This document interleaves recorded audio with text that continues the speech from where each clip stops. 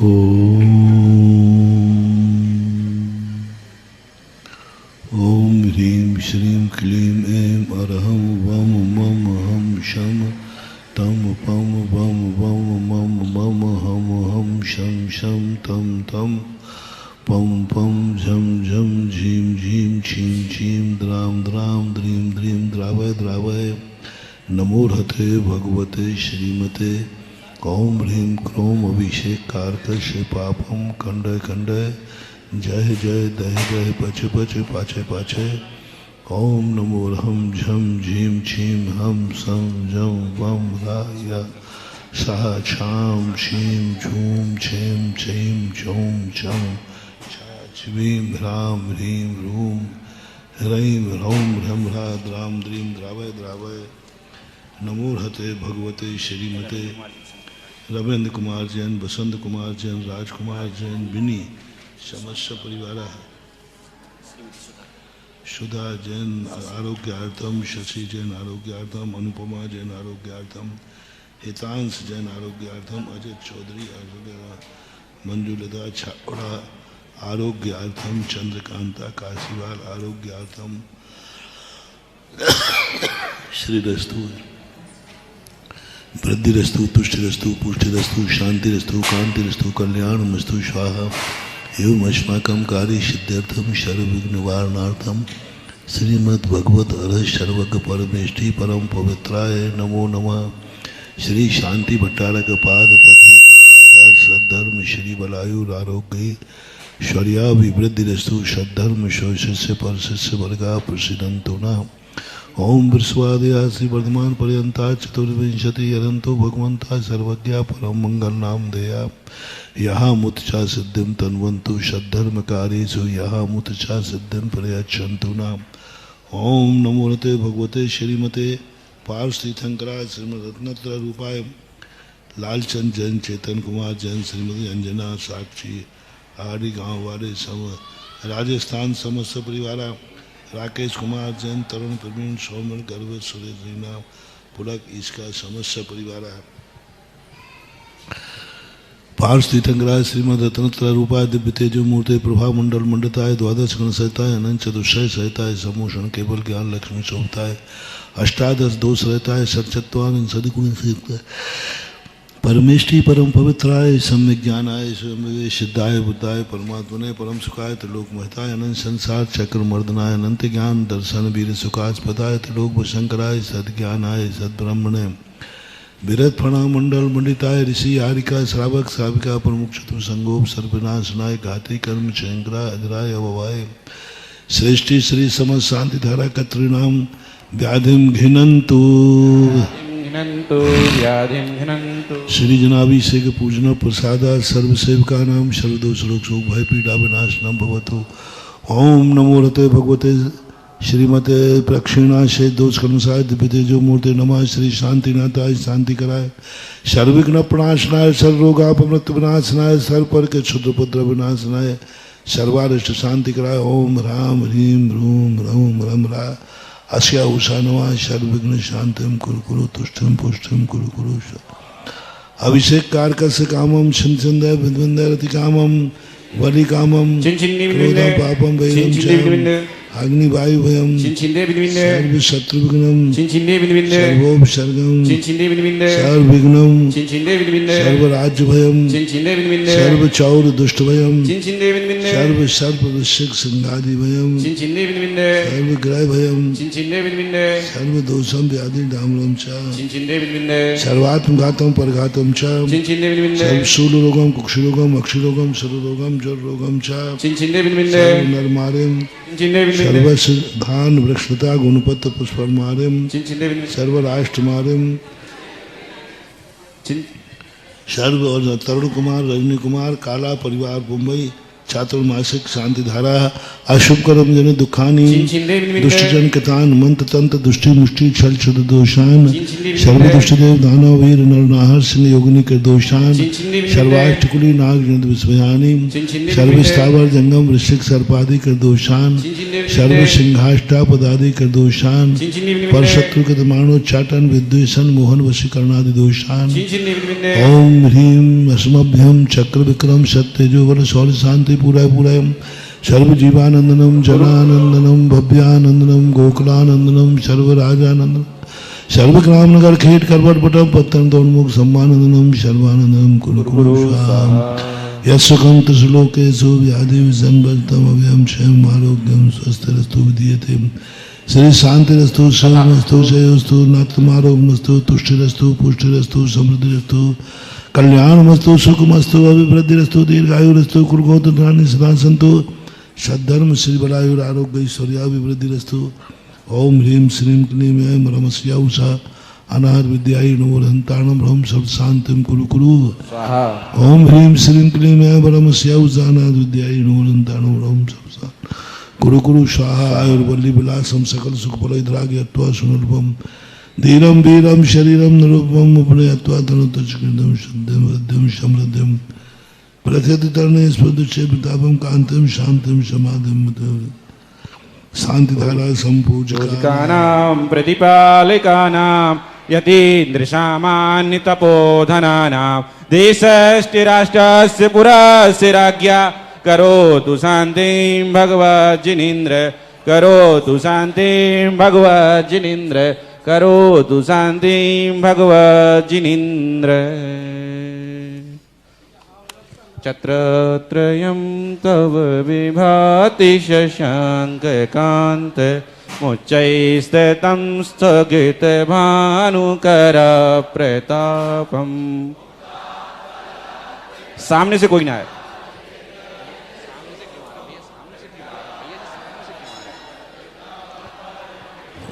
ओम ह्रीं अष्टप्राति हर मध्य छवला छत्रत्रयं स्थापयामि कुन्दावदात चलचामर ओम विभ्राजते तव बपूकल धौतकान्तं उद्दच्छ शांक शुचिनिर्जरभारि धारां मुचे स्थितं शूरगिरेर ओम ह्रीं अष्टप्राति हर मध्य छवला द्वयं स्थापयामि ओम ह्रीं विश्वादि वीरांतेभ्यो अर्घ्यं नृपान्ते स्वाहा ओम ह्रीं विश्वादि वीरांतेभ्यो अभिषेकान्ते पुष्पांजलि।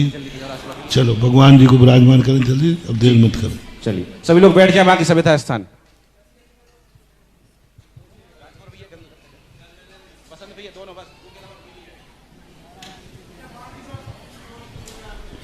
सभी महानुभाव से निवेदन है, बाकी सब बैठ जाएं, बाकी सब बैठ जाएं प्लीज। ओनली बसंत भैया आप जानते हैं और राजकुमार भी नहीं, बस रविंद्र भैया।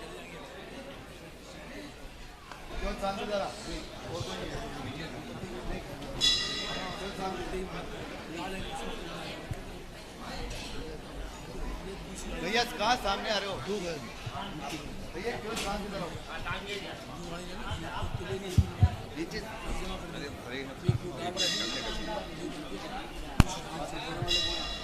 आज का पाठ प्रक्षालन श्रीमान राजकुमार जिमिनी और बसंत भैया ही करेंगे, दोनों को, राजकुमार जिमिनी और बसंत भैया दोनों। चलिए आज के हमारे दोनों शांति धारा करता गुरुदेव का पाठ प्रक्षालन कर रहे हैं। बाकी सभी महानुभाव से निवेदन है वो अपना स्थान ग्रहण करें। आपको जानकारी ये हर्ष होगा, जो क्लासेस लगनी हैं वो सारी की सारी क्लासेस सुधा कलश चैनल, पुण्योदय चैनल और आदिनाथ चैनल, इन सभी पर लाइव आएंगी। इसके अलावा अभी और भी चैनल हैं जिन पर ये क्लासेस लाइव आ सकती हैं। सुधा कलश चैनल, पुण्योदय चैनल और आदिनाथ चैनल। आप लोग चाहें तो यहां पर सीधे क्लास अटेंड कर सकते हैं। यदि आपकी कोई क्लास चूक जाती है तो इन तीनों चैनल पर, यूट्यूब चैनल पर आप उसको बाद में भी देख सकते हैं। एक बार पुनः आपको याद दिला दूं, सुधा कलश चैनल, पुण्योदय चैनल और आदिनाथ चैनल। चलिए पूज्य गुरुदेव के पावन श्री चरणों में दोनों हाथों को जोड़ें और नमोस्तु अर्पित करें। हे गुरुदेव नमोस्तु, नमोस्तु, हे गुरुदेव नमोस्तु, नमोस्तु, हे गुरुदेव नमोस्तु। नमोस्तु। आपकी मंगलमयी दिव्य देशना हम जीवों का मोक्ष मार्ग प्रशस्त करें। हे स्वामी नमोस्तु नमोस्तु नमो। नमः सिद्धेभ्यः। जय श्री ओम नमः सिद्धेभ्यः। जय श्री ओम नमः सिद्धेभ्यः। सर्वमंगल मांगल्यं सर्वकल्याणकारकं प्रधानं सर्वधर्माणां जैनं जयतु शासनम्। पंच परमेष्टि भगवान के आचार्य श्री गुरुवर कुंद कुंद महाराज के आचार्य श्री पूज्य गुरुदेव विद्यासागर महाराज की परम पूज्य तीर्थ चक्रवर्ती निर्यापक श्रवण मुनिवर श्री सुधा सागर जी महामुनिराज जी की, पूज्य मुनि संघ की।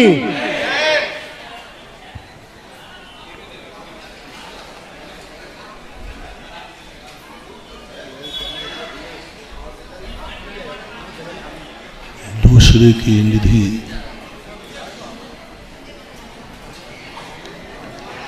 हमें नहीं चाहिए है, लेकिन हर व्यक्ति अपनी स्वयं की निधि का मालिक बनना चाहता है। दूसरा मेरे लिए खुशी देवे या न देवे, लेकिन मैं अपने आप में खुश रहना चाहता हूँ। दूसरे के कार्य में कर सकूं या न कर सकूं, कम से कम ये तमन्ना तो है ही कि मैं अपने स्वयं के कार्य पूर्ण कर सकूं। दूसरे को हम जिंदा रख सकें या न रख सकें, लेकिन स्वयं जिंदा रहने की इच्छा तो है ही। दूसरे को हम ज्ञानी बना सकें या न बना सकें, स्वयं ज्ञानी बनने की भाव तो होते ही हैं। दूसरे की हम निरोग रख सकें या न रख सकें, स्वयं तो निरोग रहना चाहिए। सब कुछ अपना हो, कैसी जिंदगी होगी? कुछ भी पराया ना हो। हमारी जिंदगी में जो कुछ भी हो सब अपना हो, स्वयं का हो, बड़ा शगुन मिलता है। कितनी अच्छा किराए का महल हो, लेकिन जो स्वयं की झोपड़ी का मजा है वो आनंद किराए के महल में नहीं। दूसरों के यहाँ भोजन सटरट भोजन करने में वो आनंद नहीं है। स्वयं की सूखी रोटी भी आनंददायी होती है, क्योंकि स्वयं की। और स्वयं की हर चीज में हर व्यक्ति एक ही चाहता है, सब कुछ हमारा हो। मैं सोचूं तो अपने लिए सोचूं, देखूं तो हम अपना देखें, सुने तो अपनों की बात सुने, बोलें तो अपनों से बोलें, चलें तो अपनी मंजिल को छुपाएं, करें तो हम अपना काम करें। एक आनंद अलग है। पराये काम करने में कितना भी मेहनत हो, कितना भी पैसा मिलता हो, 1 करोड़ रुपए का भी पैकेज हो तो भी वो नौकर ही कहलाएगा। और एक सब्जी का भी हाथ ठेला लगाता है तो कम से कम वो हाथ ठेले का मालिक कहलाएगा। मालिक का एक आनंद है, अपनी स्वयं की कमाई खाने का एक आनंद है। इसलिए तुम वो गाने में गाते हो ना, खून पसीने की मिलेगी तो खाएंगे, नहीं तो यारो हम भूखे ही सो। बहुत मजेदार पंक्ति। हर व्यक्ति यदि जिंदगी में यह सोच ले तो शायद मुझे नहीं लगता कि संसार में कोई दुखी होगा। 50% तो लोग दुखी इसलिए हैं कि मेरे पास सुख तो है लेकिन कब कौन छीन लेगा। धनवान लोग दुखी हैं इसलिए कि पता नहीं कौन लूट लेगा। दुखी है, बहुत दुखी। धन है, सब कुछ है। जैसे आप यात्रा करते हैं और आपके पास अटैची में 1 किलो सोना है, आप सो नहीं सकेंगे, क्यों? कोई लूट ना ले, बस यही दुख है। सोने का आनंद कम है और लुटने का दुख ज्यादा।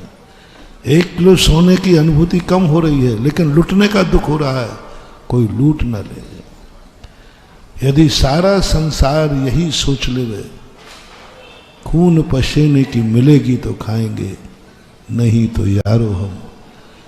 मैं इसलिए गाना तुम्हें याद दिला रहा हूं, तुम्हें हमारे शास्त्र पसंद नहीं आवे, हमारी बातें पसंद नहीं आवे, धर्म समझ में नहीं आवे, तो कम से कम फिल्मी गाने समझ लो।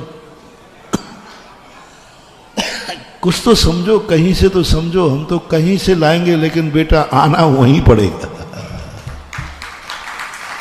फिल्मी गाने सुधार जाओ महाराज, हमें तो कोई फिल्मी गाने बहुत अच्छे लगते हैं। हाँ चलो वही करो, उसी को जीवन में उतार दो। फिल्म भी किसी ना किसी शिक्षा के लिए ही बनती है। फिल्म में भी कोई ना कोई शिक्षा मिलती है। फिल्म में भी खलनायक बनाया जाता है, इसलिए नहीं कि खलनायक का प्रचार करना है, इसलिए कि खलनायक का अंत कैसे होता है ये दिखाने के लिए। क्यों दिखाया जाता है खलनायक को और इतना बड़ा चढ़ा के दिखाया जाता है? मैं सोचता था कि पूरी पिक्चर में हीरो की चर्चा कम है, खलनायक के ठाठ ज्यादा।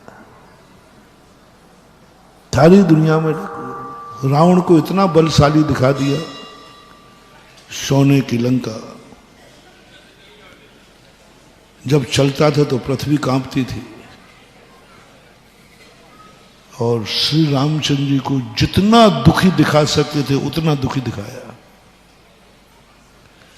जितना कमजोर दिखा सकते थे उतना कमजोर दिखाया, जितना असमर्थ दिखा सकते थे उतना असमर्थ दिखाया। सभी दर्शनकारों को मैंने देखा, पुराणों कथाओं को पढ़ा, रामचंद्र जी को सबसे ज्यादा कमजोर दिखाया, भूमि गोचरी बना दी, छोटी सी सेना ले ली, बहुरूपणी विद्या नहीं है, कुछ नहीं है। और रावण की जो प्रशंसा की गई, रावण का जो वैभव दिखाया गया, बहुत शक्तिशाली, रावण की सोने की लंका बना दी। एक बार भी रावण की आंख में आंसू नहीं लाया गया पूरी रामायण में। और रामचंद्र जी को इतना रुलाया कि नदियां बह गई। रामचंद्र जी के आंसुओं का वर्णन है, जहां देखो वहीं दुख, जहां देखो वहीं दुख। दुख की कहानी भरी है पूरी जिंदगी में। रामचंद्र जी से, अयोध्या से लेकर के पूरी जिंदगी में दुख ही दुख दिखाए, आंसू ही आंसू दिखाए, बेचारे रोते ही रहे। वनवास, अयोध्या का राज छूटा, वनवास के दुख। वनवास में गए, सीता के कारण रोए, फिर लक्ष्मण को लक्ष्मण शक्ति गई तो रोए। इतना दुख दिया, इतना दुख दिखाया कि दुख की चरम सीमा सुसाइड। सुसाइड कब करता है व्यक्ति? जब दुख की। रामचंद्र जी इतने दुखी हो गए, इतने दुखी हो गए कि एक दिन घोषणा कर दी, अब सहन नहीं होगा। सीता का दुख मैंने सहन कर लिया, लेकिन लक्ष्मण का दुख मेरे से सहन नहीं होगा। यदि प्रातःकाल जीवित नहीं रहा तो मैं भी जीवित अग्नि में प्रवेश कर जाऊंगा। सुसाइड करने का इतना दुखी किया, इतना, जितने दुख देखो सब शास्त्रों में देखा है। और रावण को ओह एक बार भी कहीं आंसू नहीं दिखाया उसका, एक बार भी कहीं दुखी नहीं दिखाया। जहां देखो वहीं ठाठ, जंगलों में जावे तो ठाठ, नदियों में जावे तो ठाठ, देवता को पुकारें तो देवता जय जयकार करें। श्री राम की सेना में एक भी देवता नहीं था, कोई भी देवता नहीं था। और रावण की सेना में देवताओं की कमी नहीं थी, देवता ही देवता भरे थे।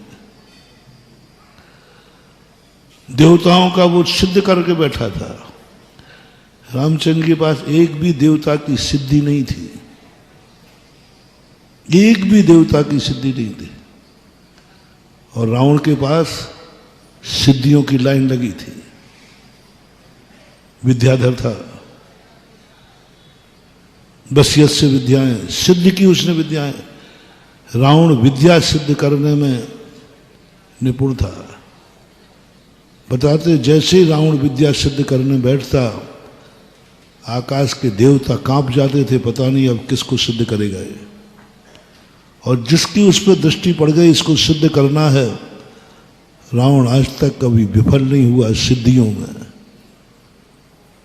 कभी विफल नहीं हुआ। उसने जो सिद्धि चाहिए वही बहुरूपणी विद्या सिद्ध करना थी वो कर ली उसने, जो मुश्किल से प्राप्त होती है। क्यों? पहले मुझे ठीक नहीं लगता था।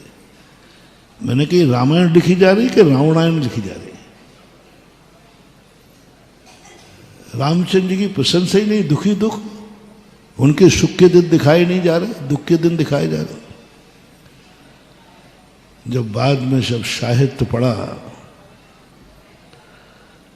जब अनुप्रेक्षाएं पढ़ी, तब लगा कि इतना वैभवशाली, इतना शक्तिशाली को रामचंद्र जी ने धराशायी कर दिया। अब प्रसार राम की हुई कि रावण की? राम की। और देखो अब रावण बहुत कमजोर आदमी था, मच्छर पहलवान था, कोई भी शक्ति नहीं थी, तीर भी उठा के नहीं जानता था, फूंक में उड़ जाता था। ऐसे रावण को रामचंद्र जी ने मारा है। तो सब दुनिया क्या कहती? जो फूंक में उड़ जाते रामचंद्र जी ने मारा, तो काय के वीर थे। ये जो लेखक का सोच रहता है कि ऐसे सुखी आदमी को भी यदि उसके अंदर दुराचार है तो सदाचारी उसका कैसे धराशायी करता है, कैसे उसकी दुर्दशा होती है। इसलिए पापियों की जब कहानी सुनाई जाती है तो इसलिए नहीं कि हम पापियों का प्रचार कर रहे हैं, इसलिए कि पापियों का अंत क्या होता है ये बताने के लिए। रावण का अंत क्या होता है, पाप करने वालों का अंत क्या होता है, गब्बर सिंह का अंत क्या होता है। हाथों से नहीं मारा जाता, लातों से मारता है ठाकुर। ये दिखाया गया। चार बलि आदि को ऐसा दिखाया गया, पर अंत में क्या दिखा गया? एक विष्णु कुमार मुनिराज की इतना उठाया, चार दुष्टों को, खलनायकों को इतना शक्तिमान बनाया कि किमिक्षिक वरदान दिला दिए। पापी थे, इतने पापी थे कि उज्जैन के अंदर अकंपनाचार्यों पर संकट ढहा और वहां जाकर किमिक्षिक वरदान ले लिया हस्तिनापुर में।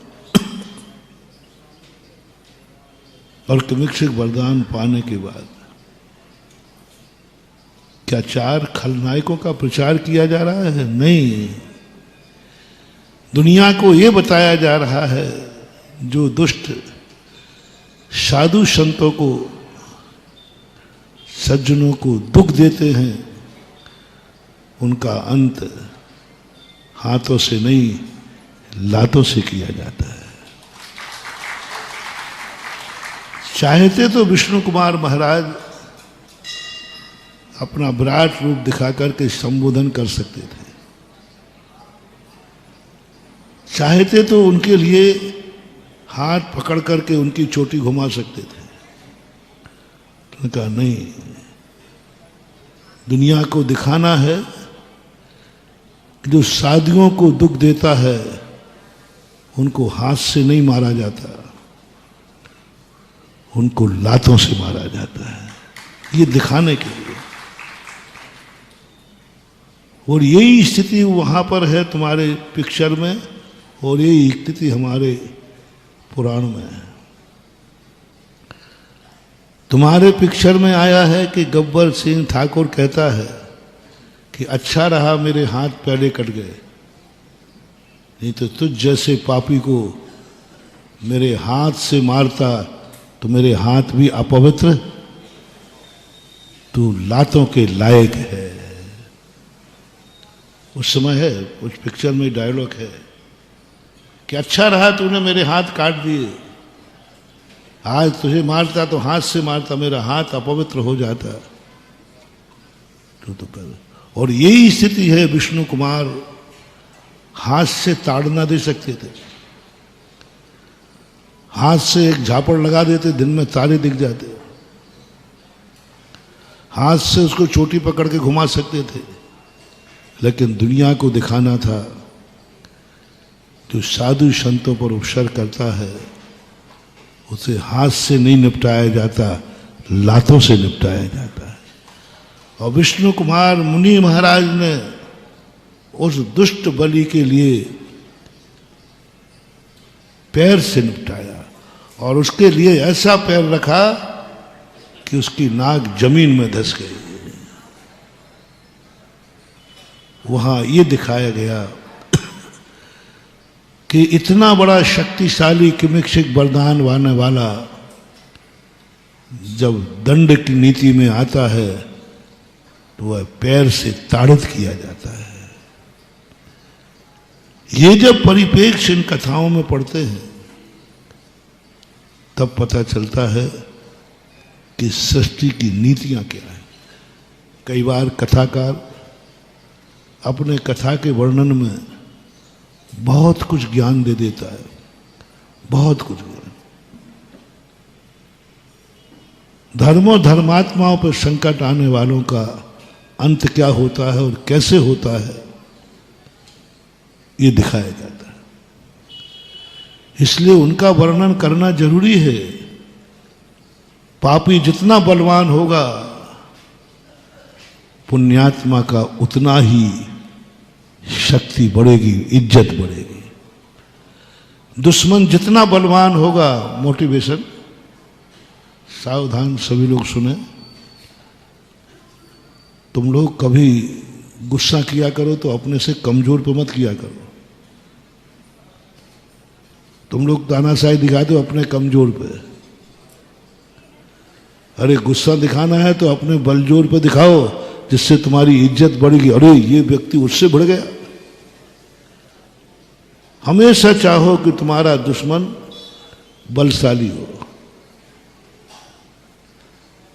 तुम्हारा दुश्मन शक्तिशाली हो। पापी को हमेशा शक्तिमान दिखाओ, नहीं हो तो तुम और बना दो, बनाओ उसको। पापियों को शक्तिमान बनाओ, इतना शक्तिमान बनाओ तभी तो पाप करेंगे। कई लोग कहते महाराज जी क्या बात है, धर्मात्माओं के पास सब कुछ कम होता है, धन भी कम होता है, शक्ति भी कम होती है, कुछ नहीं हो। 24 घंटे आपके भक्तों के पास, भगवान के भक्तों के पास लोगों की बहुत शिकायतें होती हैं।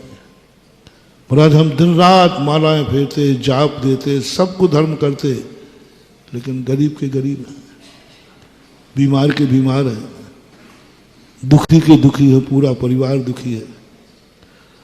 और हमारे पड़ोस में एक पापी रहता है जो आपका नाम भी नहीं लेता, मंदिर भी नहीं आता, नमोकार मंत्र भी नहीं पढ़ता। और महाराज क्या ठाठ है, यहाँ तो पहनने का भी सोने की चैन नहीं है, उसके पीकदान भी सोने की है। किसकी? पापी के पीकदान भी सोने की है। जो पाप कर रहा है सब विष्णु में पारंगत है, और देखो उनके पास ठाठ है। यहाँ खाने को पैसा नहीं है, वहां उड़ाने को पैसा है। तो पहले तो मैं यही सोचता था कि ऐसा होना तो नहीं चाहिए, पर हमने शास्त्रों में देखा, पद्म पुराण पढ़ा, अरे मैंने कहा ये तो पुरानी रीति है।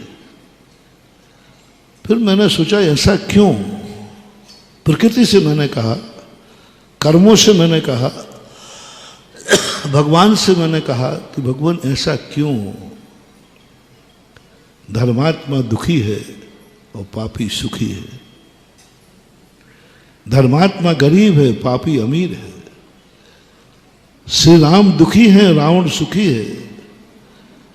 श्री राम वनवास में है, रावण सोने की लंका में है।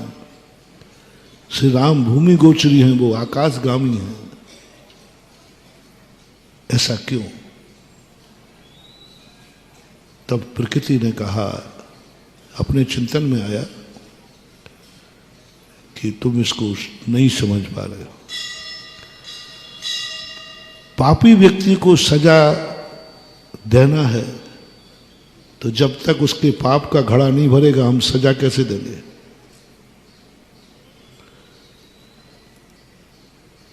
एक आतंकवादी छुपा था, लोगों ने साहब कहे वो आतंकवादी है।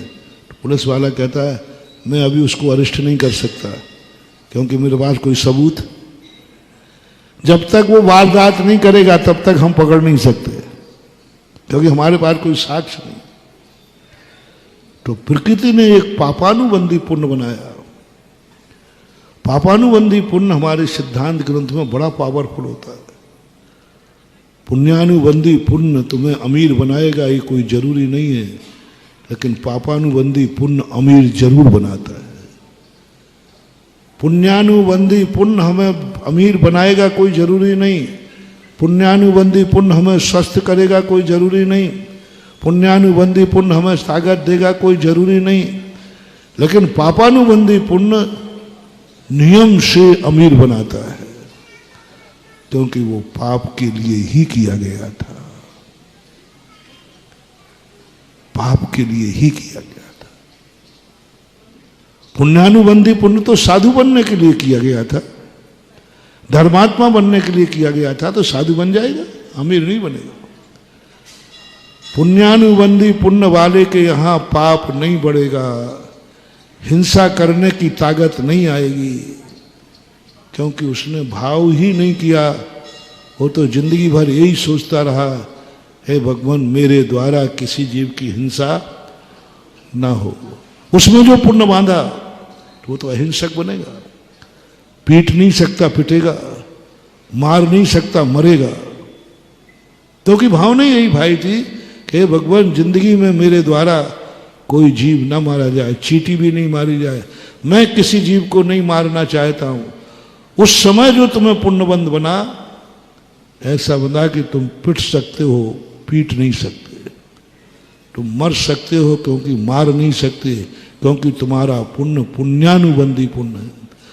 पुण्यानुबंधी पुण्यात्मा स्वयं मर सकता है लेकिन मारेगा नहीं, ये पुण्यानुबंधी की विशेषता है।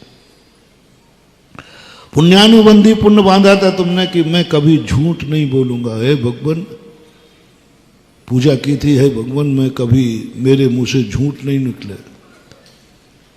आप दुनिया तुम्हें ठग लेगी लेकिन तुम किसी को नहीं ठग पाओगे क्योंकि तुम्हारा पुण्यानुबंधी पुण्य है। तुमने बांधा ही इसलिए था कि मैं किसी को ठगूं, झूठ नहीं बोलूं, मेरी ठगी से मेरे बेईमानी नहीं करूं। पुण्य बांधा ही तुमने ईमानदारी के लिए था, तो अब दुनिया तुम्हें ठगेगी, तुम किसी को नहीं ठग पाओगे। तुमने बांधा ही पुण्य था कि हे भगवान कभी मुझे पराई वस्तु पर नियत खराब, पराई वस्तु पर मेरा चोरी का भाव नहीं हो। बांधा ही पुण्य इसलिए था। तो तुम्हारे यहाँ तो डांका डलेगा, लेकिन तुम किसी की पेंसिल भी नहीं चुरा पाओगे, क्योंकि पुण्य तुम्हारा ऐसा है। तुम्हारे यहाँ तो डांका डाल देगा, लेकिन तुम पेंसिल भी, क्योंकि तुम्हारा पुण्यानुबंधी पुण्य है। विचारी व्यक्ति पुण्यानुबंधी पुण्य वाला तो एक ही कहता है, भगवान ऐसा भाव हो जाए, काम बाण विध्वंसनाए पुष्पम निरुपमामति, मेरे काम बाण, मेरे विकार भाव समाप्त हो जाए। पुण्यानुबंधी पुण्य यही मानता है। पुण्यानुबंधी पुण्य भोग नहीं चाहता, भोगों की भूख को नष्ट करना चाहता है। मेरा काम बाण नष्ट हो जाए, विकार नष्ट हो जाए, वासनाएं नष्ट हो जाए, हर सम्यक दृष्टि को ऐसा भाव करता है। पूजा करते समय उसे पुण्यानुबंधी पुण्यबंध होता है, तो उसको इतना पुण्यबंध होगा, इतना पुण्यबंध करेगा कि वो अपने स्व स्त्री के साथ भी संयम रखेगा। ये पुण्यानुबंधी पुण्य है। विवाहित स्त्री है, उसमें भी कहेगा नहीं, मैं संयम धारण करता हूं। पर्व के दिनों में संयम धारण करेगा, अष्टांगा के दिनों में संयम धारण करेगा, एक पक्ष का ब्रह्मचर्य व्रत ले लेगा, पराई से नहीं, अपने। दोनों दंपति हैं, दोनों ने मन बनाया, बैलेंस थे, कोई अनैतिक नहीं था, लेकिन दोनों ने पक्ष का नियम ले लिया, 25 दिन का नियम ले लिया। और एक दिन ऐसा आया कि दोनों ने पूरा संयम ले लिया। लेते हैं कि नहीं? कितने लोग लेते हैं पिछी परिवर्तन पर? कितने लोग लेते माता पिता बनकर? कितने लोग बैठे बैठे संयम लेकर के? गृहस्थ की बात कर रहा हूं, हम मुनियों की शादियों की बात नहीं। आप लोगों के लिए वैलिड हैं, दंपति हैं, कोई किसी बात की ना कानून से ना किसी से पाबंदी नहीं है, लेकिन पुण्यानुबंधी पुण्य कहता है नहीं, स्वयं स्त्री स्वयं पुरुष है तो क्या हुआ, इसका भी मैं त्याग करता हूं, दोनों संयम ले लेते। ये पुण्यानुबंधी पुण्य है। क्योंकि जब तुम बांध रहे थे तब तुम्हारे मन में ये भाव आया था, पूजा करते समय ये पुण्य बंधा था, काम बाण विध्वंसनाए पुष्पम निरुपमामति। जिन्होंने ये पुष्प जो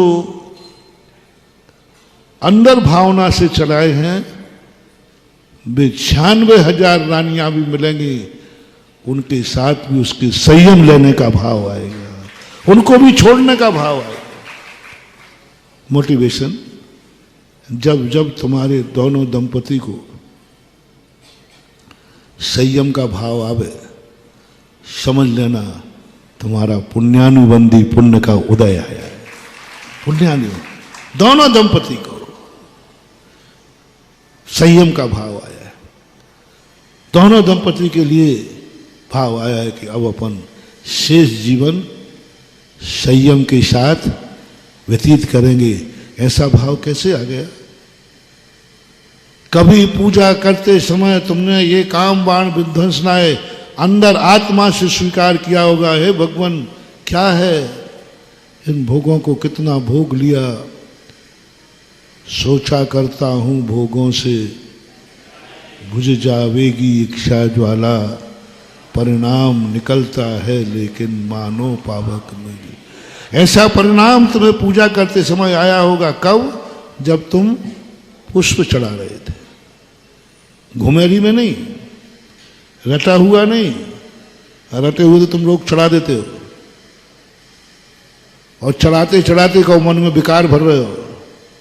कभी कभी सम्यक दृष्टि के मन में अंतर चेतना से आत्मा की पर्याय बन जाता है, उस समय उसको पुण्यानुबंधी पुण्यबंध होता है। और पुण्यानुबंधी ऐसा पुण्यबंध कर लेते हैं, ऐसे भी पुण्यानुबंधी पुण्य देखा जिन्होंने शादी के पहले दिन से दोनों ब्रह्मचर्य व्रत से रहे, जिंदगी भर विजय और विजया की कहानी एक आती है। गजब। जब मैंने इस कहानी को पढ़ा, मैंने कि कितना पुण्यानुबंधी पुण्य।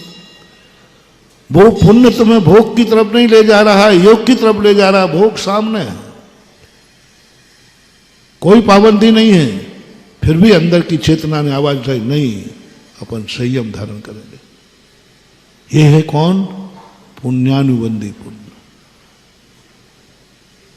और इसी प्रकार परिग्रह में लगा लीजिए, पुण्य है उसका, लेकिन पुण्यानुबंधी पुण्य जो परिग्रह है उसमें भी परिमाण मान रहा है। देखो ये क्या है, जो नहीं है उसकी बात नहीं कह रहा हूं, जो है। जब कभी कई लोगों ने पूछा महाराज पुण्यानुबंधी पुण्य कैसे होता है? जो है, जो पुण्य से मिला है, उसमें भी परिमाण कर रहा है, उसमें भी परिमाण कर रहा है। पुण्य का उदय है, व्यापार है, धंधा है, पैसा आ रहा है, पुण्य का उदय है, उसका पैसा आ रहा है, लेकिन वो परिमाण कर लेता है, मैं इतने से ज्यादा नहीं कमाऊंगा। पुण्यानुबंधी व्यापार चल रहा है, 24 घंटे दुकान खोले तो कभी बंद नहीं रहेगी, लेकिन पुण्यानुबंधी पुण्य कहता है मैं 5 बजे के बाद दुकान नहीं खोलूंगा। बनारसी दास बहुत बड़े व्यापारी थे रत्नों के।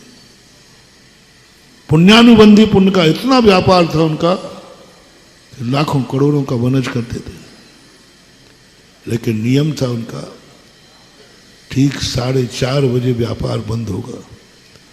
72 मिनट पहले, समय अलग अलग लगा लेना, सूर्य अस्त होने के 72 मिनट पहले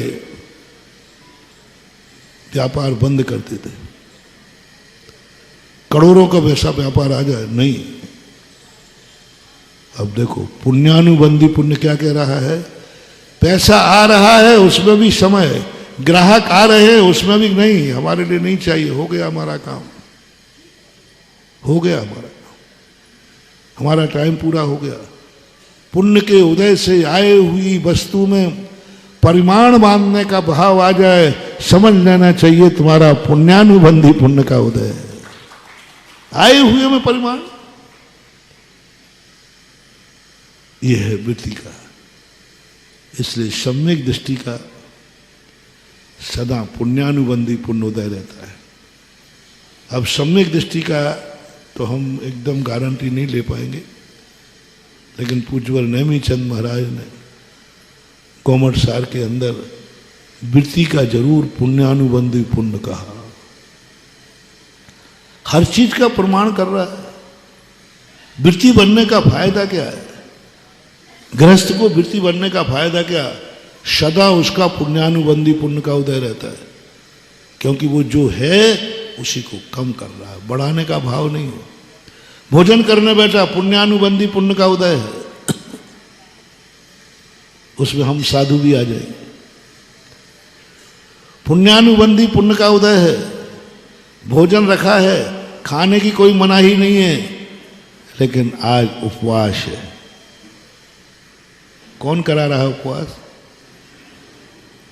पुण्यानुबंधी पुण्य, क्योंकि तुमने नैवेद्य चढ़ाते हुए कभी अंतर चेतना में ये भाव आ गया होगा, क्षुधा रोग विनाशनाय। पूजा कौन कहते हैं कि पूजा क्रियाकांड है? कौन कहता है कि पूजा पाठ व्यवहार है? कौन कहता है पूजा बंद के कारण है? मुझे तो लगता है कि समय सार थ्योरी है और पूजा समय सार का प्रैक्टिकल है। पता नहीं इन कंजाइस्टों ने क्या मचा रखा है।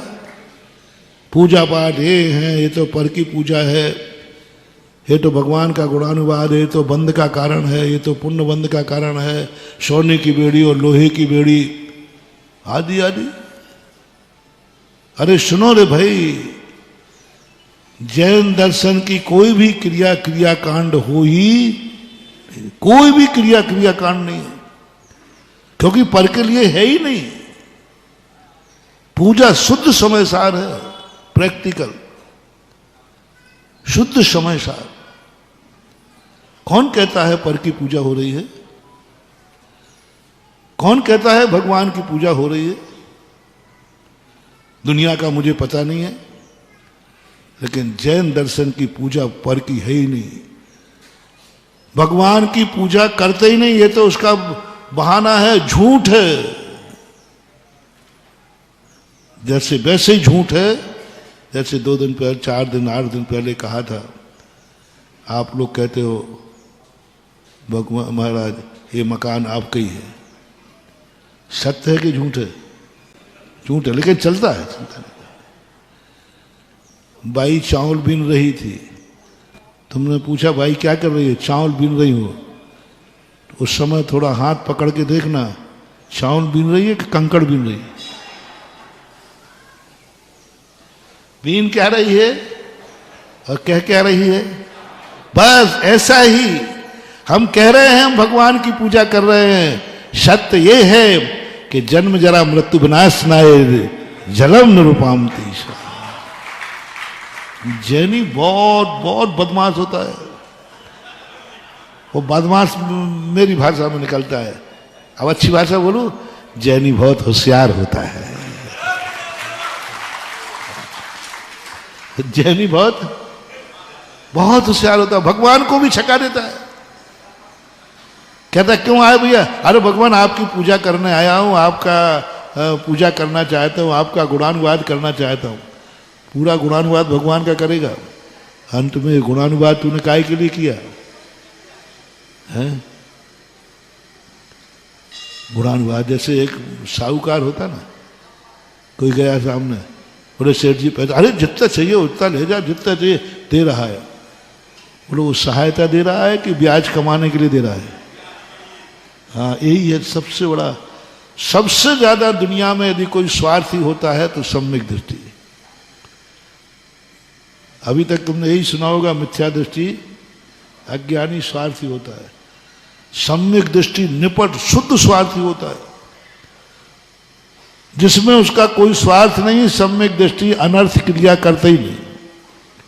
अब देख लो, पूजा करने आया, सबने समझा अरे भगवान का बड़ा भक्त है, भगवान का बड़ा भक्त है, देखो भगवान की कितनी भक्ति कर रहा है, गुणानुवाद कर रहा है। ये सबको दिखाने के समान है, ये देखने में आ रहा है कि कर रहा है, सत्य नहीं है, सत्य नहीं है, बहुत अंदर की बात है। सत्य ये है कि भगवान की पूजा के बहाने वो अपना जन्म जरा और मृत्यु का विनाश कर रहा है। शुद्ध अध्यात्म समय सार यही तो कहता है, अजर अमर अविनाशी। वो पूजा में बन रहा है, भगवान का पूजा कर रहा है, करा है। और किस लिए कर रहे हो? किसी से कहना मत, संसार ताप।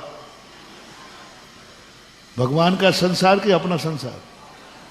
अब बोलो कहां पर के लिए पूजा है? संसार का ताप मिटाना भी क्या क्रियाकांड है? जन्म जरा मृत्यु को जीतना क्या क्रियाकांड है? लो अब क्षुधा रोग पे आ गया, फिर जल चंदन अक्षत आ गया, भगवान की पूजा कर रहा, गुणानुवाद खूब किया। धीरे से पूछना काय के लिए किया है? बोले अक्षय पद प्राप्त है। ओह, समय सार में क्या लिखा है? यही तो लिखा है, यही तो लिखा है। छिज्जद्वा भिज्जद्वा निज्जद्वा अहजाद विप्लवम जम्मा तम्मा न गच्छतु तहा भी न परिग्रह मज्ज। यही तो लिखा है समय सार। मैं छिज जाऊं, भिज जाऊं, मर जाऊं, कुछ भी हो जाए, लेकिन मैं कुछ भी ग्रहण नहीं करने वाला हूं। यही तो यहां कह रहे हैं कि भगवान मुझे अक्षय पद प्राप्त है, अक्षतम निरुपामती। ये अक्ष आपको चढ़ाना तो मेरा बहाना है। यदि ये अक्षत अपने आप को चढ़ाएंगे तो लोग पागल आगरा भेज देंगे। इसलिए सारी दुनिया की दृष्टि में मैं भक्त बना रहूं और अपनी दृष्टि में मुझे अक्षय पद प्राप्त है, अक्षतम निरुपामती। स्वार्थ, कितना बड़ा स्वार्थ। दुनिया को छका रहा है, हम भगवान को अक्षत चढ़ा रहे हैं। और भाव क्या कर रहा है? अक्षय पद प्राप्त है, अक्षतम निरुपामती। नैवेद्य भगवान को चढ़ा रहा है, भगवान के गुणानुवाद कर रहा है। सत्य ये है, क्षुधा रोग विनाशनाय। अब ये कभी अंतर चेतना, इसलिए महानुभाव जैन दर्शन की कोई भी क्रिया सब निश्चय के लिए है। पंडित जी साहब दौलत राम जी, हेतु नियत को हुई। व्यवहार जितने हैं सब निश्चय के लिए हैं, और निश्चय के लिए जो किया जाता है, कारण में कार्य कर किया जाए तो व्यवहार भी निश्चय है, क्योंकि वो निश्चय का कारण है सम्यक दृष्टि का, पुण्यानुबंधी पुण्य का। देखने में आ रहा है। एक जोक आता ना, जोक, अमेरिका वाला एक माला फिर रहा था, हे देवता ये रूस मेरे लिए कांटा है, रूस का नाश हो जाए। और रूस वाला माला फिर रहा था कि अमेरिका का नाश हो जाए, अमेरिका बहुत परेशान कर। वहीं भारतीय भी माला फिर रहा था, वो भी सागर का था, वो भी माला, सागर के लोग मालाएं खूब फेरते हैं। और यूं मानो कि एक सम्यक दृष्टि था, या यूं मानो कि एक बदमाश था, या यूं मानो कि एक स्वार्थी था, पर था वो सागर का। माला फेरते फेरते देवता आया, बोले भाई बोल तेरी क्या इच्छा है? बोले साहब रूस का नाश हो जाए, अमेरिका वाले ने कहा, इसलिए मैं माला फेर। रूस वाले से पूछा कि अमेरिका तुम क्या कहते हो? बोले अमेरिका का नाश हो जाए। अब वो भारत के से मुझसे पूछा, सागर वाले थे, उन्होंने कहा साहब हम तो सागर के लोग हैं, बुंदेलखंडी है, संतोषी प्राणी हैं, हमें कुछ नहीं चाहिए, हमें तो जो तुमने दिया है। बुंदेलखंडी बहुत संतोषी प्राणी होता है, जो है उसी में गुजारते रहे, हमारी कोई इच्छा है ही नहीं। तो और माला क्यों फिर रहा है? भगवान है देवता, हम लोग दयालु चले, बुंदेलखंडी दयालु होते ही है, हम लोग दयालु है, अपने लिए तो कुछ करते नहीं, मर जाऊं मांगू नहीं, अपने तन के काज और परमार्थ के कारण मोह न आवे, अपने लिए कुछ नहीं चाहिए। इन दोनों को बहुत दिन से देख रहा था, माला फेरते हुए, इनको सिद्धि नहीं हो रही थी। बस देवता इन दोनों की भावना पूरी हो जाए, बस इससे ज्यादा अपन को कुछ नहीं चाहिए। ओम नमो हरिहंताणम नमो सिद्धाणम नमो, बस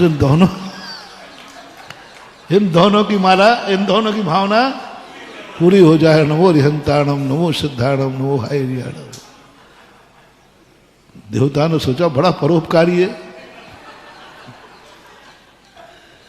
दूसरे के लिए कर रहा है, अंदर की बात क्या है? ये दोनों निपट जाए मामला, होता है कई बार। ऐसा ही जब अपन व्यवहार में आएंगे, सम्यक दृष्टि सबसे ज्यादा नाटकखोर होता है। मिथ्या दृष्टि कभी नाटक नहीं करता।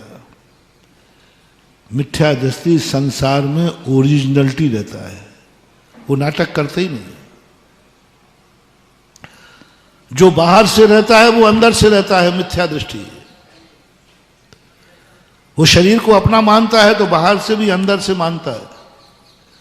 परिवार को, धन दौलत को अपना मानता है। अहमेदम एद मदम अहमेदस होम इमम एदम अन्नम जम्पर दब्बम सच्चित्ता चत्त निशंबा। मिथ्या दृष्टि की अंदर से मानता है, उसमें कोई भी ऊपर से नहीं रहता, अंदर से स्वीकार करता। देह जीव को एक गिने बहरातम तत्व मुदा है। शरीर और आत्मा को एक गिनता है, अलग अलग नहीं करता। परिवार वालों को भी मानता है, कल भी मेरे थे, आज भी हैं और कल भी रहेंगे। ऐसी धारणा बनती है। सबसे ज्यादा दुनिया में नाटकखोर है तो सम्यक दृष्टि। पूज्यवर अमृतचंद सूरी महाराज समय सार की आत्मख्याति टीका में कहते हैं कि संसार एक रंगमंच है, सम्यक दृष्टि इसमें पात्र नाटक खेल रहा है। दुनिया को दिखा रहा है कि मैं तेरा बाप हूं, दुनिया को दिखा रहा है कि मैं तेरा पति हूं, दुनिया को दिखा रहा है कि मैं तेरा भाई हूं, अंदर से चेतना में आ रहा है, कोई कोई न नथी रे, कोई किसी का कुछ नहीं है। कितना बड़ा धोखा, कितना बड़ा नाटक। नाटक खेलने वाला व्यक्ति जब अच्छा नाटक खेलता है तो सामने वाले रो पड़ते हैं, उनको लगता है कि ओरिजिनल है।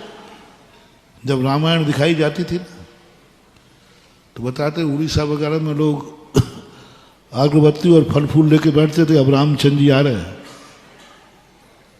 और सीता मैया आ रही है, लखन भैया आ रहा है, आरती उतरती थी। अब उन्हें मालूम नहीं है कि ये टीवी पर राम है, अंदर से तो अरुण गोयल है। बाहर से सीता है, अंदर से तो दीपिका है।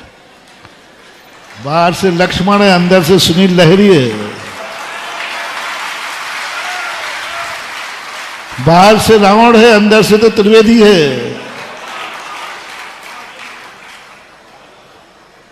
बाहर से देख रहा है श्री राम को, राम मत बोल, रावण बोल रहा है। अंदर देखो दोनों चाय पी रहे हैं बैठ करके।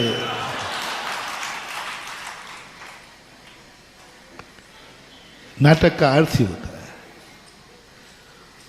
सारी दुनिया कह रही है कि रामचंद्र जी आए हैं टीवी पर, लेकिन जो राम का नाटक कर रहा है उसे रामचंद्र जी की अनुभूति नहीं हो रही है। पूछा गया था कि सारी दुनिया आपको सीता मैया मानते, आपको राम भगवान मानते, आपको कैसा लगता है? बोले कैसा लगता है, मैं तो एक फिल्मी नेता हूँ, मुझे तो ये नाटक लगता है, ओरिजिनल मेरी अनुभूति तो अरुण कुमार गोयल की होती है। उस समय भी जिस समय वो राम का रोल कर रहे हैं, अनुभव में क्या आ रहा है,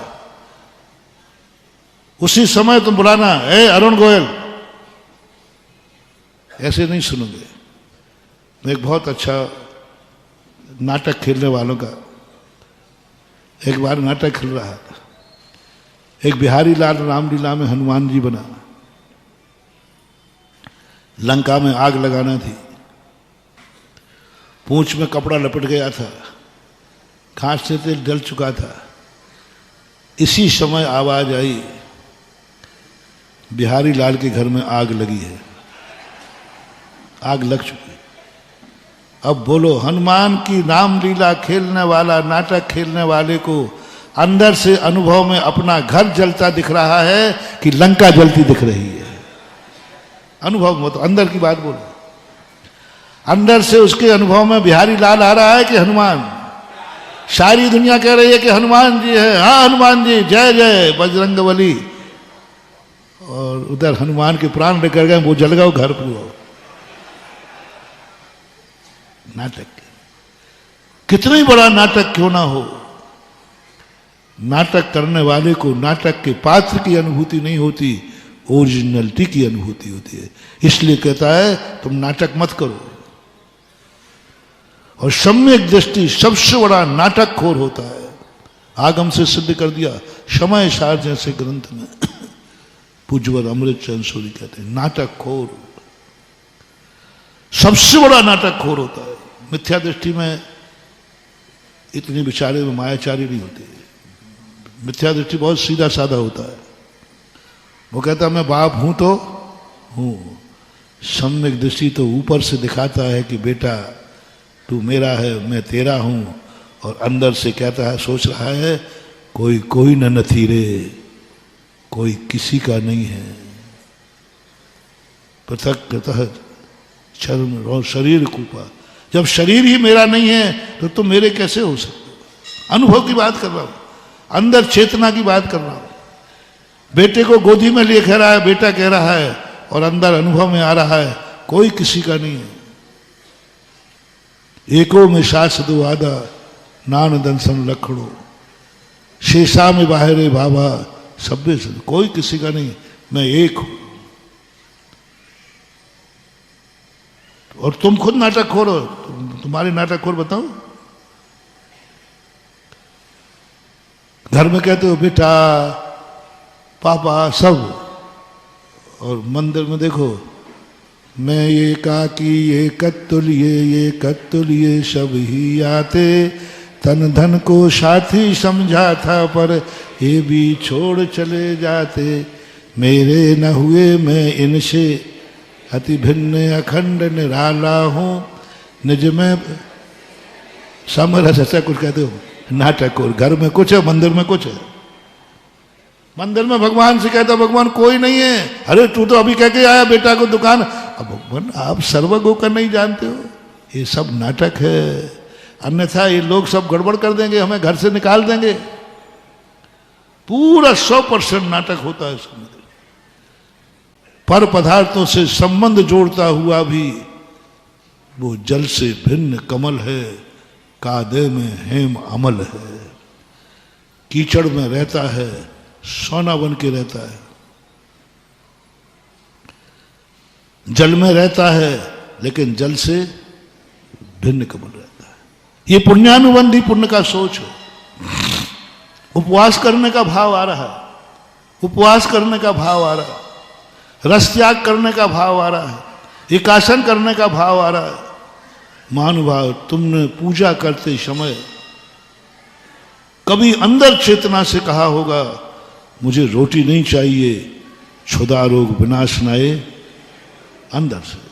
ऊपर से तो तुम करते रहते, कभी ऐसा स्पर्श हो गया होगा, कभी अंदर से आवाज आ गई होगी नहीं मुझे नहीं चाहिए रोटी, मुझे नहीं चाहिए सटरस भोजन, मुझे नहीं चाहिए। हे भगवान, इस पूजा का फल यह मिले कि मैं क्षुधा रोग का नाश करके कर दूं, बस ये भाव आया हो। ये पुण्यानुबंधी पुण्य को आता है, ये भाव सम्यक दृष्टि को आता है। मुझे नहीं चाहिए भोजन। सटरस भोजन थे, घर में भरे हुए थे, चक्रवर्ती के भोजन है, चक्रवर्ती का वो 360 रसोइया बनाते, लेकिन चक्रवर्ती को भाव आ गया मुझे नहीं चाहिए भोजन, मेरा तो क्षुधा रोग विनाशनाए नैवेद्यम, अंदर से। कहां है पर बताओ?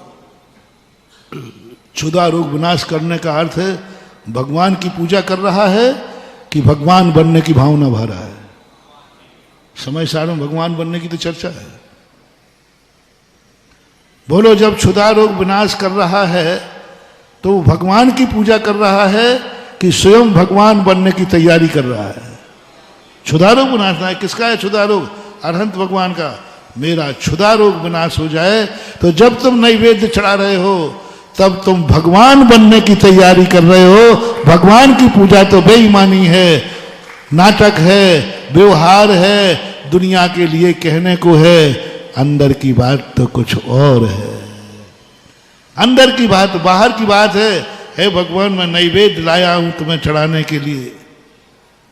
पंक्तियों में पढ़ता है, मैंने फलानी चीज लाया, मैं फलानी चाया, लड्डू लाया, ये लाया। और जब अंत की बात छोड़ो, अंत में पता चलता है काय के लिए लाया। जो तुझे नहीं खाना वो भगवान को खिला रहा है। स्वयं तो कह रहा है नहीं मुझे नहीं खाना है लड्डू। चलेगा, ये व्यवहार है, व्यवहार इसे ही बोलते हैं भगवान। और अभी मैंने नैवेद्य के बाद दीप, ओह कहाँ भगवान की पूजा है, कहाँ केवल ज्ञान का गुणानुवाद है। मोहांधकार विनाशनाय, मोह अंधकार। अब अपना भी अंधकार मिटाना भी तुम क्रियाकांड कहो तो तुम जैसा मूर्ख कौन है? ऐसी हवा उड़ाई थी अभी, अब तो नहीं उड़ रही, क्योंकि अब तो हम लोग जैसों ने माइक संभाल लिया है ना। इन पंडितों ने ऐसा नाश किया है, भोली जनता को धोखा दिया है, ऐसा मूर्ख बनाया, लोगों ने पूजा करना छोड़ दिया, लोगों ने पूजा करना छोड़ दिया। बोले पूजा तो व्यवहार है, बंद का कारण है, क्रियाकांड है। पूजा के नियम लेकर के छोड़ दिए लोगों ने। मेरे सामने 50 केस हैं जिन्होंने नियम तोड़ा पूजा करना। बोले महाराज जी इसमें क्या रखा है, तो क्रियाकांड पर की पूजा है। तब मैंने राजस्थान से लौट के आया हूं, लंदन रिटर्न हूं, लंदन रिटर्न। हाँ, भारत का राजस्थान धार्मिक दृष्टि से लंदन माना जाता, विदेश। और गुजरात भी लो, गुजरात और मान लो विदेश और है। वहां भी होया है। यानी सारी विदेशी कंट्री से रिटर्न होकर के अब मैं इंडिया में आया, भारत में आया। इंडिया नहीं, भारत, भारत। इंडिया क्यों, क्या अपना तो देश भारत में आया। जब मैंने कहा कि क्या मचा रखा है, तब समाज को ललकारा मैंने कि ये बताओ, मोह अंधकार विनाशनाय दीपम निरुपामती, बताओ इसमें कौन सा क्रियाकांड हो रहा है। भावना भा रहा है कि मेरा ज्ञान, मैं ज्ञान घन स्वरूपी हूं, मेरा ज्ञान प्रकट हो, सम्यक ज्ञान प्रकट हो। अपने ज्ञान को, केवल ज्ञान प्राप्त करने की भावना भाया जा रहा है। अब केवल ज्ञान प्राप्त करने की भावना भी क्रियाकांड है, तो जाओ फिर दुनिया में समय सार भी क्रियाकांड ही है, क्योंकि समय सार में यही भरा पड़ा है। फिर आ गया दीप, धूप। धूप में कहां है, कहां भगवान की पूजा है? अरे अपने कर्मों का क्षय करने के लिए समय सार कह रहा है। कम्मक है निमित्तम, ये शुद्धोपयोग किस लिए? कर्मों के क्षय के लिए। यथाख्य चारित किस लिए? कर्मों के क्षय के लिए। और पूजा में वही तो भा रहा है वो, कि मेरे 8 कर्मों का नाश हो। केवल शुद्ध समय सार, कहीं भी क्रियाकांड है ही नहीं। मैंने तो पूरे समय सार ग्रंथों को और आपकी क्रियाओं को मैचिंग कर लिया। हमें तो हर स्थान पर समय सार दिखता है। चाहे तुम माला फेर रहे हो तो भी, चाहे तुम पंच परमेष्ठी को नमोस्तु कर रहे हो तो भी। नमोकार मंत्र में, नमोकार मंत्र में कहते हैं ये तो पर को नमस्कार है, ये तो पर है। अरे मैंने कहा भाई, भली क्रिया पर की जा रही हो, लेकिन पर की क्रिया करने का भाव क्या है? वंदे तद्गुण। पंच परमेष्ठी की माला फेर रहा हूं, ये नाटक है। सत्य ये है कि मैं खुद पंच परमेष्ठी बनना चाहता हूं। बस इतनी सी बात, इतनी सी बात। नाटक क्या है? सम्यक दृष्टि की बात कर रहा हूं, मिथ्या दृष्टि की नहीं। नाटक क्या कर रहा है? नमोकार मंत्र। भैया देखना ये क्या कर रहा है? बोले पंच परमेष्ठी का स्मरण कर रहा है, नमोकार मंत्र की माला फेर रहा है। ये सबको दिखेगा। अब थोड़ा अंदर से पूछो, क्यों भाई तुम पंच परमेष्ठी की माला फेर रहे हो, उनको नमस्कार कर रहे हो? बोले ये तो दिखावे के लिए है। पर सत्य क्या है? मैं खुद पंच परमेष्ठी बनने की प्रक्रिया कर रहा हूं। क्यों सोचते हो कि मैं 5 परमेष्ठी को नमस्कार कर रहा हूं? क्यों नहीं सोचते हो कि मैं भगवान बनने की प्रक्रिया कर रहा हूं? सोच में ही बदल जाएगा। अनर्घ पद प्राप्त है, कहां अर्घ दे रहा हूं भगवान को? अनर्घ पद प्राप्त है। अनर्घ पद जिसका कोई मूल्य ना हो, उस पद को प्राप्त के लिए अर्घ का मैं त्याग कर रहा हूं, अर्घ चढ़ा रहा हूं। फल फल फल फल, हाँ भगवान को छकाओ। और आज बादाम छुआरे लाया हूं, देखो थाल सजा के लाया हूं। बदमाश कहीं का, अपन सब है। देखो मेरा पैटर्न तो कहीं जाएगा नहीं, इसलिए प्रवचन में भली बोई हो, लेकिन हर प्रवचन में सुधा सागर पैटर्न आना ही चाहिए।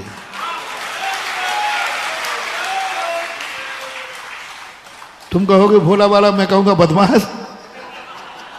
ये सुधा सागर पैटर्न है क्या? ये सब लाए हैं। अंदर की बात, कहाँ क्रियाकांड है महानुभाव? कहाँ हम भगवान को फल चढ़ा रहे? इतना मूर्ख है क्या व्यक्ति कि भगवान कुछ भी नहीं खाते और उनको फल खिला रहा है? भगवान कुछ भी नहीं खाते हैं, क्षुधा रोग से रहे थे, फिर भी नैवेद्य बना के लाया, फल लाया, और छुआरे बादाम आदि क्या क्या वो वर्णन आता है, पिस्ता छुआरे बादाम काजू सब ला रहा है। और मालूम है उसे भगवान कुछ नहीं खाने वाले, लेकिन नाटक करेगा जरूर। नाटक नहीं करे और तुम आज घर में कह देना जाकर के, कोई किसी का नहीं है, मैं तुम्हारा नहीं। रोटियां नहीं मिले भाई, जब तू मेरा नहीं तो निकल बाहर। इसलिए घर में टिके रहने के लिए थोड़ा नाटक खेलो। तू मेरा है और मैं तेरा हूं, ये नाटक खेलो। आगम ने छूट दिए, तभी वो 2 रोटियां मिलती रहेंगी, काम चलता रहेगा। और जैसे तुमने कहा तुम मेरे नहीं मैं तुम्हारे नहीं, तो पधारो सा। इसलिए ये व्यवस्थाएं बना दिया जाती हैं। फल कहाँ, वो कहाँ फल है, कहाँ क्रियाकांड है? मोक्ष फल प्राप्त ये मुझे मोक्ष फल की, भगवान को नहीं। भगवान को मोक्ष मिला ये भावना नहीं है। भगवान आपको मोक्ष मिला है तो मुझे भी मोक्ष मिले। क्या मोक्ष की भावना पाना भी क्रियाकांड है? तो समय सार में किसकी भावना भाई गई? मोक्षाधिकार लिखा गया, उसमें निरंतर भावना भाई मोक्ष मिले। समय सार थ्योरी है और अष्टद्रव्य से पूजा प्रैक्टिकल है। नंबर किसमें ज्यादा मिलते हैं? बोलो जल्दी। और प्रैक्टिकल कौन से विषय में होते हैं, आर्ट में या साइंस में? तो समय सार पढ़ने वाला आर्ट का विद्यार्थी है और पूजा करने वाला साइंस का विद्यार्थी है, क्योंकि प्रैक्टिकल कर रहा है। तुम लोगों को मचा बना रखा आर्ट है, व्यवहार है, इकोनॉमिक्स की कॉपी है, ये नहीं महानुभाव। प्रैक्टिकल जैन दर्शन ने जब कोई आवश्यक चीज बनाई हो, आवश्यक, वो कभी भी थ्योरी नहीं हो सकती, प्रैक्टिकल है। पूजा प्रैक्टिकल है, अभिषेक प्रैक्टिकल है, थ्योरी नहीं है। ये क्या भावना भा रहे हैं कि हे भगवान, जैसे जल आपके ऊपर ढल रहा है, त्वाम शीय कलमश गणोन्मथ नाय। क्या कहाँ है सब क्रियाकांड? भावना भा रहा है कि हे भगवान, कर्म प्रबंध निगटैरपहीन ताप्तम ज्ञात्वापि भक्ति वसता परमादि देवम त्वाम शीय कलमश गणोन्मथ नाय देव शुद्धोदकई रविनयामि। कितनी बढ़िया भावना भाई, शुद्ध समय सार कि भगवान मुझे मालूम है कि आप कर्ममल से रहते हैं। कर्म प्रबंध निगटैरपहीन ताप्तम ज्ञात्वा भी, मुझे मालूम है ऐसा बुद्धू नहीं हूं भगवान, आपका चेला हूं, आपका भक्त हूं। आप कर्म रूपी मल से रहित हैं, आपको स्नान की जरूरत नहीं है, क्योंकि आप तो स्वच्छ हैं। कौन व्यक्ति है जो स्वच्छ हो और स्नान करे? ज्ञात्वा भी, मैं जान रहा हूं, लेकिन फिर क्यों कर रहा है भगवान? यही तो विशेषता है। जल आपके, मैंने कहा था एक बार, किसी ने कहा, बोले महाराज जी ऐसा कोई चमत्कार बताओ जो विज्ञान भी नहीं कर पाया। विज्ञान ने देखो कैसे कैसे चमत्कार दिखा रहे, और विज्ञान इसे चमत्कार नहीं मानता, और आप लोग हर चीज को चमत्कार कहते हैं। मैंने कहा यदि विज्ञान हमारे चमत्कार की यदि बराबरी कर ले तो मैं चमत्कार कहना छोड़ दूंगा। मेरे चमत्कार को यदि विज्ञान दिखा देवे तो मैं चमत्कार शब्द को निकाल दूंगा। मैंने कि आज तक कोई विज्ञानी पैदा हो, नहावे कोई और फ्रेश कोई हो जाए, नहावे कोई और फ्रेश कोई हो जाए। देख लो आपका विज्ञान ऐसा करे, तुम प्रैक्टिकल करना, नहाना घर वालों से बोला आप सब फ्रेश हो गए, दादाजी ने नहा लो, तो छोकरा कहेगा दादाजी आपने नहाया तो आप फ्रेश हुए, मैं नहाऊंगा। हमारे धर्म में देखो क्या जनार्दन जादूगर है, नहाता भगवान है और फ्रेश भक्त हो जाता है। न्योन किसका है? अभिषेक किसका है? जल किस पे ढल रहा है और फ्रेश कौन हो रहा है? त्वाम शीय कलमश गणोन्मथ नाय देव शुद्धोदकई। हे भगवान, यही चमत्कार तो है कि तू नहाता है और मल मेरा धुल जाता है। यही चमत्कार देखने के लिए तो, यही चमत्कार देखने के लिए तो चक्रवर्ती भी आपका अभिषेक करता है। यही चमत्कार के लिए तो सौधर्मेंद्र ये देवता अवध ज्ञानी अपने विमानों में नित्य अभिषेक करते हैं, नित्य अभिषेक करते हैं कि भगवान नहाएगा और कर्म मेरे कटेंगे, कलमश मेरे कटेंगे। क्या कलमश धोना भी क्रियाकांड है? क्या राग द्वेष कम धोना भी क्रियाकांड है? अभिषेक जब भी महावीर ने बनाया, जिनवाणी में लिखा, क्रियाकांड के रूप में नहीं, शुद्ध समय सार। जब तुम अभिषेक कर रहे हो उस समय तुम समय सार को प्रैक्टिकल कर रहे हो। और प्रैक्टिकल साइंस का विद्यार्थी होता है। अच्छे नंबर लाने वाले प्रैक्टिकल ज़्यादा करते, क्योंकि प्रैक्टिकल में मिलेंगे तो पूरे मिलेंगे और नहीं मिलेंगे तो पूरे जाएंगे। और थ्योरी में पूरे कभी मिलते नहीं और फेल कभी, हाँ, जीरो। थ्योरी में कभी, इकोनॉमिक्स की कॉपी में कभी किसी को जीरो नहीं मिलता, लेकिन आज तक किसी ने पूरे नहीं पाए, पूरे मिलते ही नहीं उसमें, क्योंकि थ्योरी है। तो समय सार थ्योरी है। और ये पूजा पुण्यानुबंधी पुण्य की बात कर रहा था। ये हुई पुण्यानुबंधी पुण्य। तो जब तुम्हें उपवास करने का भाव होवे, जब तुम्हें धन कम करने का भाव होवे, जब तुम्हें रोटी सामने पड़ोसी गई और उसको उठाने का भाव होवे, समझ लेना तुम्हारे पुण्यानुबंधी पुण्य का उदय। चौकों में देखो, जब आप लोग भोजन लाते हो, साधु उसको कहता है हटाओ, पुण्य के उदय से आया है।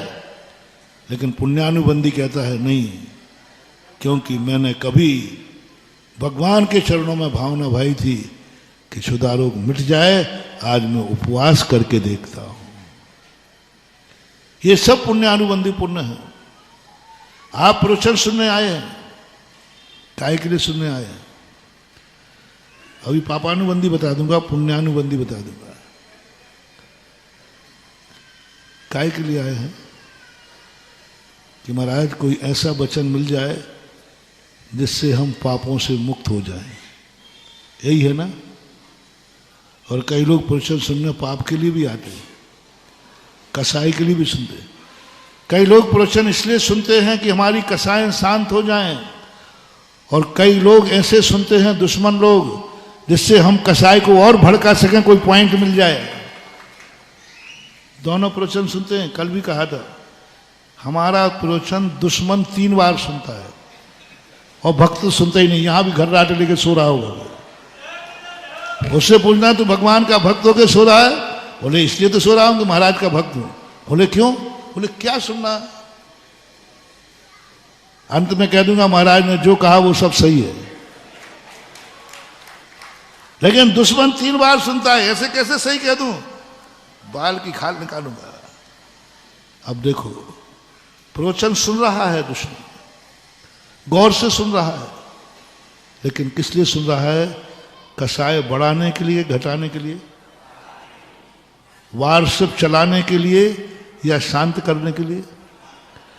जब जब तुम्हें साधुओं के प्रवचन में से वारशिप चलाने के लिए भाव आवे, कसाय भड़काने का भाव आवे, समझ लेना तुम पापानुबंधी पुण्य में जी रहे हो। और जब तुम्हें ये भाव आवे कि नहीं, मुझे कसाय बढ़ाना नहीं, कसाय शांत करना है, पुण्यानुबंधी पुण्य का उदय है, तभी प्रवचन सुन करके कसाय शांत करने का भाव आएगा। नहीं तो आ ही नहीं सकता, परिणाम बन ही नहीं सकते। मंदिर बनाओ, चाहे अस्पताल खोलो, कुछ भी खोलो, ये सब पुण्यानुबंधी पुण्य के कारण बनते हैं। अब पापानुबंधी पाप क्या होता है? मैंने कहा ना, पुण्यानुबंधी पुण्य तुम्हें अमीर नहीं बनाएगा, अमीरी को भी कम कराएगा। पुण्यानुबंधी पुण्य तुम्हें भोजन नहीं जुटाएगा, भोजन में मिलेगा भी तो भी वह कम करेगा। पुण्यानुबंधी पुण्य सामने भरी हुई वस्तु को चोरी नहीं करेगा, सामने पड़ी है तो भी नहीं उठाएगा, क्योंकि पुण्यानुबंधी पुण्य। तो ये सब सम्यक दृष्टियों के कारण है। और मिथ्या दृष्टि जो होता है वो करते ही पाप के लिए, पापानुबंधी पुण्य। मैं इतना बलशाली बनूं, इतना बलशाली बनूं कि सारी दुनिया को पैर से कुचल दूं, सारी दुनिया को मैं पैर से कुचल दूं। इसलिए मैं वैयावृत्ति कर रहा हूं, इसलिए मेरे में ताकत है। रावण ने, हिरण्यकश्यप ने इसलिए ताकत पाई थी, सारी दुनिया को मैं पैर की जूती समझूं और कुचल दूं। पुण्य किया है उसने, बराबर पुण्य किया है, लेकिन हिंसा के लिए। पुण्यानुबंधी ने किसके लिए किया था? कि मुझे किसी को मारने का भाव भी। और पापी ने पुण्य किया किस लिए? कि मैं मारूं तो कोई बच ना पाए, कोई मर ना पाए, भाव पुण्यानुबंधी पुण्य। कोई बच नहीं जाए, पापानुबंधी पुण्य। दोनों एक ही भगवान की माला फिर रहे। मैं ऐसा ठगूं दुनिया को, कोई मुझे न ठग पाए, और मैं सारी दुनिया को ठग लूं, सारी दुनिया को झूठ बोलूं, सारी दुनिया को बुद्धू बनाऊं। ऐसा पुण्य मुझे चाहिए। मैं सारे पाप करूं लेकिन पकड़ा नहीं जाऊं, सारे झूठ बोलूं लेकिन कोई मेरा झूठ इसलिए पुण्य कर रहा है, ये पापानुबंधी पुण्य। मैं चोरी करूं लेकिन पकड़ा नहीं जाऊं, मैं चोरी करूं, माल मिलना चाहिए, इसके लिए धर्म करता है।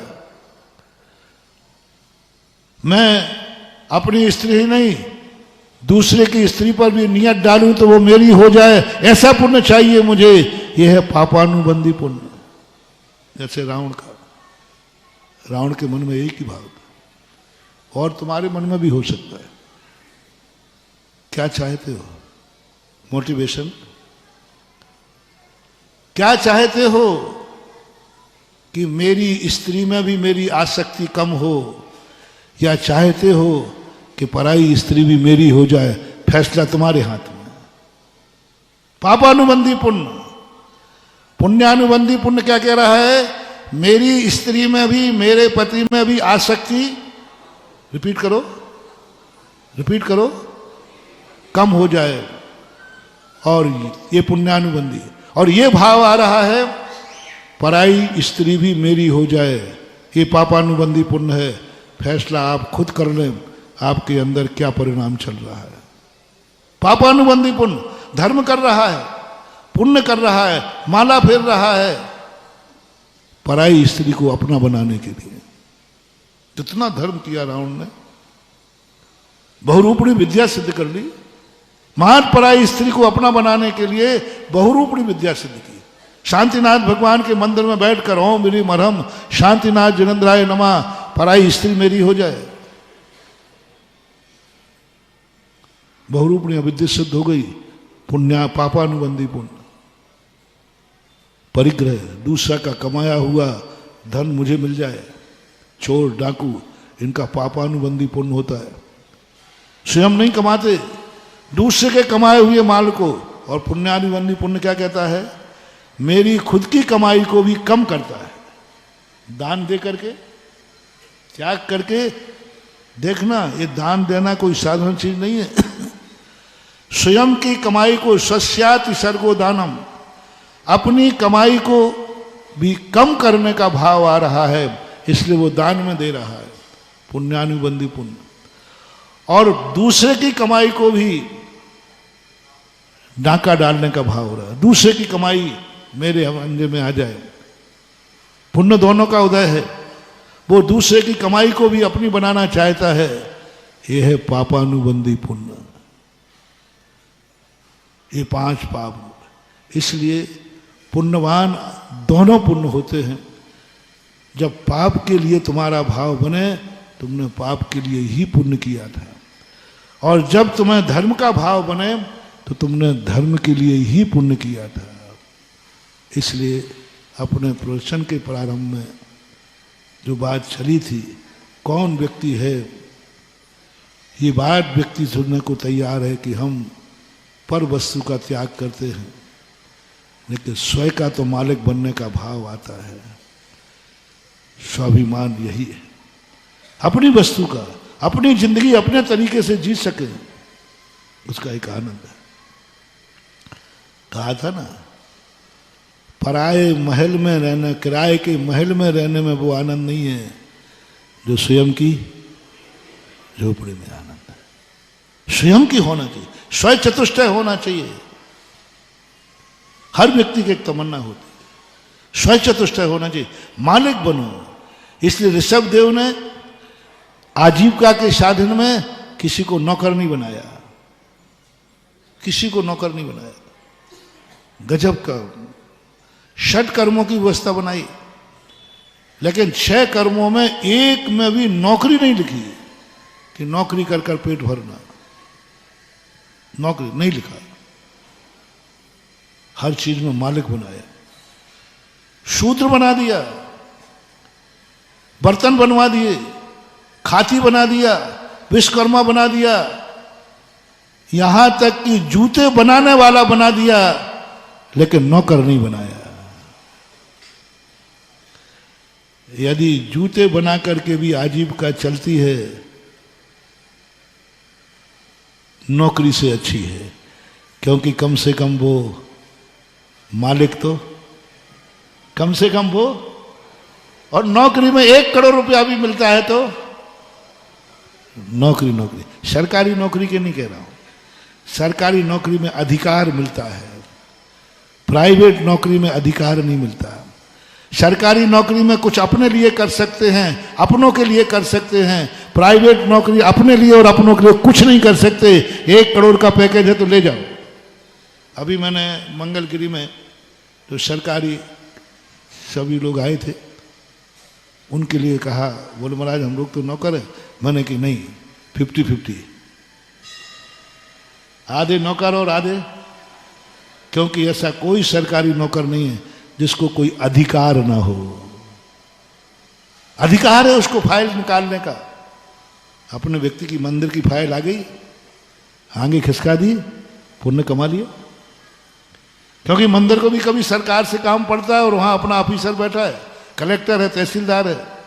अपने अधिकार का उपयोग अपने लिए, अपने धर्म के लिए, अपने परिवार के लिए कर सको, उसी का नाम मालिक है। रिपीट करता हूं, अपने अधिकार का प्रयोग अपने लिए, परिवार के लिए और अपने धर्म के लिए कर सको, वही मालिक है। प्राइवेट नौकरी में अपने लिए क्या कर सकोगे वेतन के अलावा? क्या कर? प्राइवेट अधिकार, क्या प्राइवेट मालिक ने अधिकार दिया है कि तुम मंदिर की फाइल निपटा लेना? मंदिर को प्राइवेट से कोई जरूरत ही नहीं पड़ती। इसलिए हमेशा ध्यान रखना। जैनियों से कहना चाहता हूं, हे जैनियों, नौकर नहीं, सेठ बनो, सेठ, मालिक बनो। थोड़ा सा व्यापार है, लेकिन प्राइवेट नौकरियां मत करो। सरकारी नौकरी को तो मैंने फिर भी कह दिया, वहां एक कलेक्टर को अधिकार तो है, उस अधिकार का प्रयोग वो करता है। अधिकारी बनो, नौकर नहीं। बोलो, कलेक्टर को आप क्या बोलते हो? नौकर की जिलाधिकारी। अधिकारी बनो। क्या आपके साथ कहीं भी अधिकारी लगा है? अधिकारी लगा है तो चला लूंगा 50%। लेकिन जहां अधिकारी है ही नहीं, कोई अधिकार नहीं, नौकर है, वो नौकरी के लिए मना कर दिया गया। ऋषभ देव ने कहीं भी नहीं लिखा। और पूज्यवर शांति सागर महाराज तो कहा करते थे, उत्तम खेती, मध्यम वान, जघन नौकरी, भीख निदान। भीख मांगना पड़े तो मांग लेना, लेकिन किसी की चाकरी मत करना, नौकरी मत करना। भीख से भी गए बीती कह दिया, भीख निदान। नौकरी के स्थान पर निदान कर दिया। क्या करूं, रोटी खाना है तो नौकरी के स्थान पर भीख मांग लेना, ये निदान दे दिया। और इसलिए यही धर्म कहता है कि तुम्हारे अंदर ये भावना आए, कम से कम मैं अपनी जिंदगी स्वयं जी सकूं।